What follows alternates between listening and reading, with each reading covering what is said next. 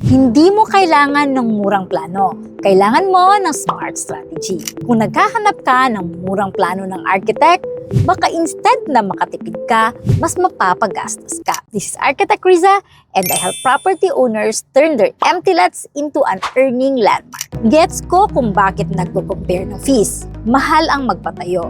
Gusto mo, kontrolado ang gastos. Pero ito ang hindi masyadong sinasabi. Ang design hindi gastos, multiplier yan. Kung mura ang plano, kadalasan kulang sa maayos na market study, walang long-term tenant strategy, walang expansion foresight, walang layout optimization, at walang deep risk assessment.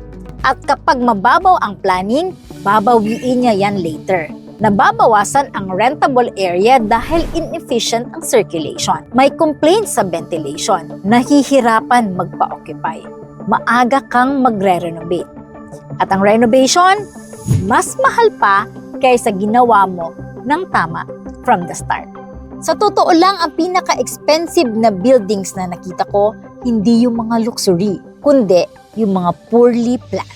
So, hindi mo kailangan ng murang plano. Kailangan mo ng smart strategy. Kasi ang tamang design, hindi lang maganda tingnan, kumikita siya. Mas tumatagal. Pinoprotektahan nito ang kapital mo. Kung magpapatayo ka this year, piliin mo yung desisyon na mag-iingat sa future income mo. Save mo to bago ka pumirma ng kahit ano.